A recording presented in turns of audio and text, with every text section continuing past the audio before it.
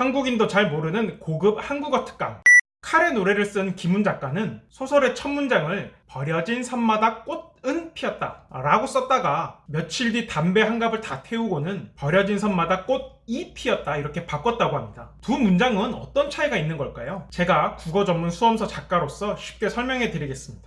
지금은 초등학생 때부터 영어를 배우지만 저는 조금 옛날 사람이라서 중학생 때 영어를 배웠습니다. 사과는 애플 이런 거 외우다 보니까 야 이거 명사에 붙는 은는 이가 을를 이런 조사만 영어로 알면은 제가 영어를 잘할 수 있을 것 같더라고요. 그래서 제가 영어 선생님께 손들고 물어봤어요. 선생님 은는 이가 을를 이런 조사는 영어로 뭐예요? 그때 영어 선생님께서 뭐라고 답변하셨냐면 그냥 웃으셨어요.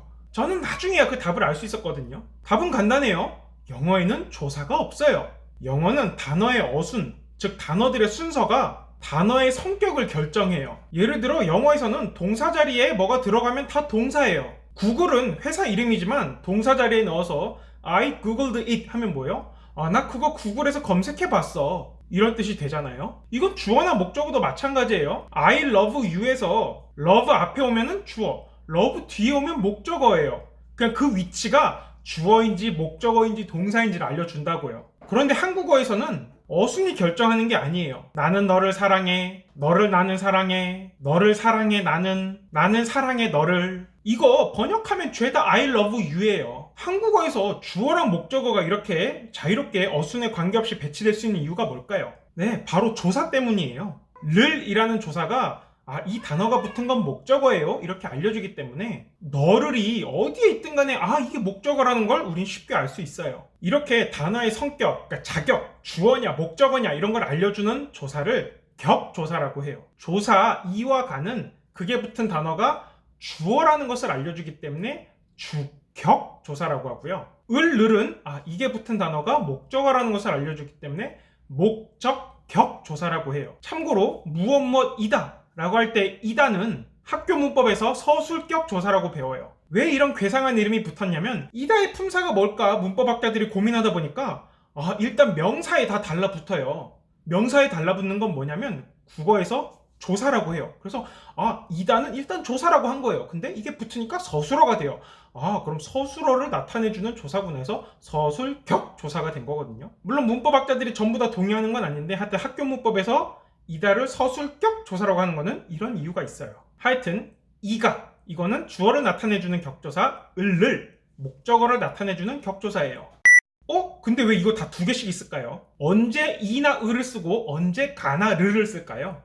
곰곰 생각해보면 이 조사가 붙는 단어의 마지막 글자에 받침이 있으면 이 또는 을을 쓰고요. 받침이 없으면 가 또는 르를 써요. 받침이 있냐 없냐 아마 학교에서도 이렇게 배웠을 거예요. 그런데 이거는 썩 적절한 설명은 아니에요. 도대체 왜 그러한지에 대해서 답해주지 않기 때문에 그렇습니다. 적절한 답변은 이래요. 그냥 그게 편해서. 이게 무슨 뜻인지 알려면 아에이오우 이거 한번 발음해보세요. 아에이오우 아에이오우. 쉽지가 않죠. 어떤 연예인은 볼살을 빼려고 하루에 아에이오우 이거를 막 몇백 번씩 외쳤다고 해요. 이 아에이오우 운동이 볼살을 빼는데 실제로 효과가 있는지는 잘 모르겠지만 왜 그런 걸 했는지는 알 수 있어요. 모음을 연달아서 쫙 발음하는 게 굉장히 볼 근육에 무리가 가는 건 사실이에요. 그래서 언어 사용자들은 이 모음이 연달아서 나오는 거를 피하려고 해요.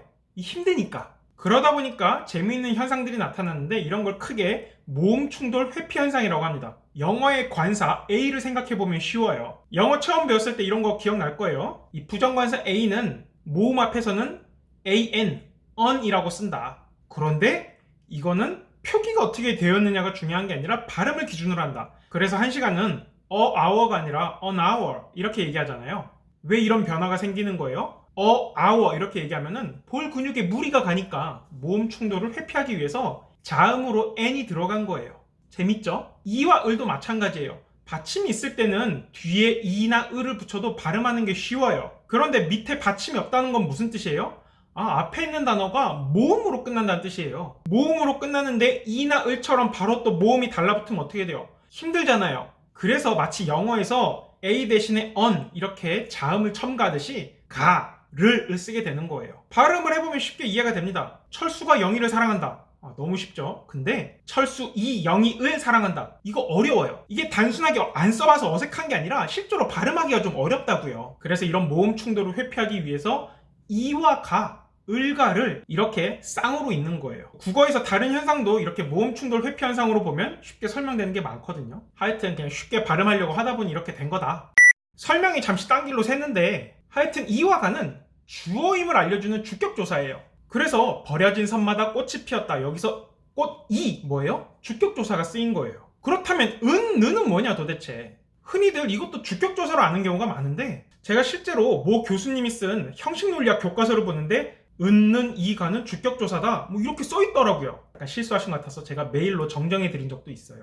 은는 주격조사가 아니에요. 그냥 주어에도 붙을 수 있는 조사예요. 주어뿐만 아니라 다른 곳에서 막 붙을 수 있다는 뜻이에요. 예를 들어 철수는 영희를 사랑한다 이거 되지만 철수가 영희는 사랑한다 이것도 말 되죠. 이때 영희는은 목적어인데 여기에 는이 쓰였다고요. 물론 명사에 달라붙으니까 조사인 건 맞는데 격을 나타내는 건 아니고 뭔가 특정한 의미를 보조적으로 덧붙인다고 해서 보조사라고 해요. 대표적으로 는, 도, 만을 생각해보죠. 내가 너를 사랑해 이 문장을 내가 너는 사랑해 이거 무슨 뜻이에요? 다른 사람은 모르겠지만 너는 사랑해 이런 뜻이죠. 뭔가 특정한 의미가 덧붙은 거예요. 이런 어감 한국인이라면 다 알 수 있죠. 내가 너도 사랑해 이건 뭐예요? 내가 다른 사람도 사랑하는데 너도 사랑한다 이런 의미가 덧붙어 있는 거예요. 내가 너를 사랑한다에다가 뭔가 의미가 추가된다고요. 내가 너만 사랑해 이건 뭐예요? 내가 다른 사람은 사랑하지 않고 오로지 너만 사랑해 이런 뜻이 내가 너를 사랑해에 덧붙은 꼴이에요. 하여튼 은, 는은 이렇게 보조사인데 왜 많은 사람들이 은, 는, 이, 가 이게 전부 다 주격조사라고 착각하는 걸까요? 은, 는이 수행하는 대표적인 기능 중에 하나가 주제어임을 알려주는 것이기 때문에 그렇습니다. 주어는 문법적인 거고 주제어는 이렇게 이야기할 때 담화적인 거예요. 꼭 주어가 아니더라도 목적어나 부사어에다가 은, 는을 붙인 다음에 문장 제일 앞에 딱 갖다 놓으면 그게 주제어가 돼요. 그런데 주로 주어에 은, 는이 붙은 꼴을 많이 접하다 보니까 은, 는도 주격조사인가? 이렇게 착각을 하는 거죠. 말이 나온 김에 보조사 은, 는의 기능을 몇 가지 더 소개할게요. 은, 는은 정관사 너랑 비슷한 역할을 하기도 해요. 앞서 언급된 정보다 이런 걸 나타낸다고요. 뭐 동화가 다 이런 식으로 시작하잖아요. 옛날 옛적에 백설공주가 살았어요. 여기선 가가 쓰였죠. 그런데 그 다음 문장에서 백설공주는 백설기를 좋아했대요. 이때는 왜 는이 쓰였어요?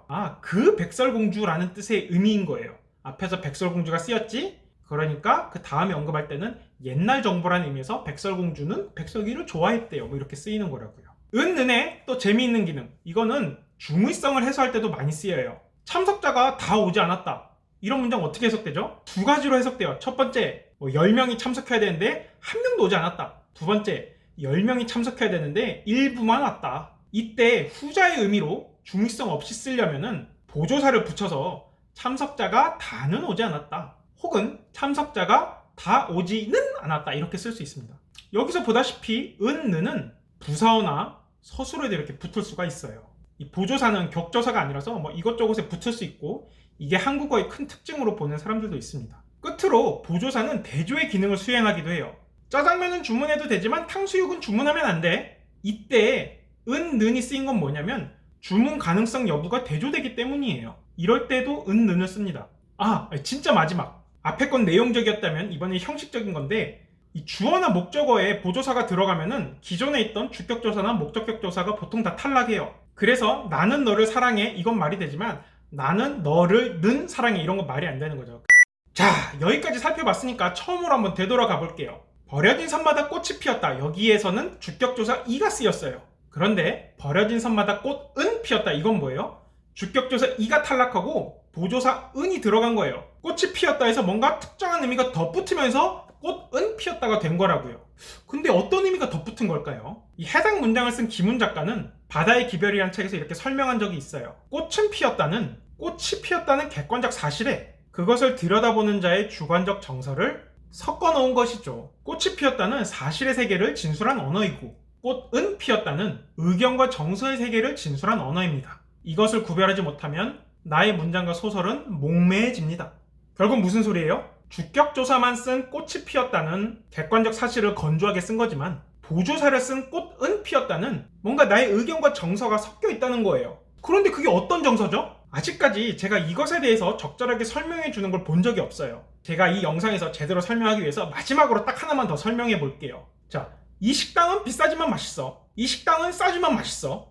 이거 두 개 다 말이 돼요. 여기서 이지만 이거는 대조를 나타내는 표현이잖아요. 그런데도 이 두 문장이 동시에 말이 된다고요. 무엇과 무엇이 대조되는지를 아는 게 중요해요. 첫 번째, 비싸지만 맛있어는 비싼 건 안 좋고 맛있는 건 좋아. 이렇게 좋고 안 좋고가 대조되는 거고요. 싸지만 맛있어. 이거는요, 흔히들 싼 건 어떻다고 생각해요? 맛없을 거라는 기대를 해요. 그런데 그런 기대와 달리 현실은 맛있다라는 거예요. 그래서 싸지만 맛있어는 싸다고 할 때 기대되는 것과 이 맛있다는 현실이 대조된다는 걸 보여주는 거예요. 이해가 가요? 이런 관점에서 버려진 섬마다 꽃은 피었다를 이해할 수가 있어요. 우리는 보통 무언가가 버려지면 어떻게 된다고 생각해요? 무질서해지고 더러워지고 황폐해진다고 생각을 해요. 이때 꽃은 피었다라고 하는 건 뭐냐면, 이렇게 버려졌다고 했을 때 기대되는 것, 그런 기대와 달리 꽃이 피었다라는 그런 대조의 의미가 보조사 은에 들어가 있는 거예요. 그래서 김훈 작가가 꽃은 피었다가 의견과 정서의 세계를 진술한 언어라고 이야기하는 거고요. 반면에 꽃이 피었다에는 그러한 대조가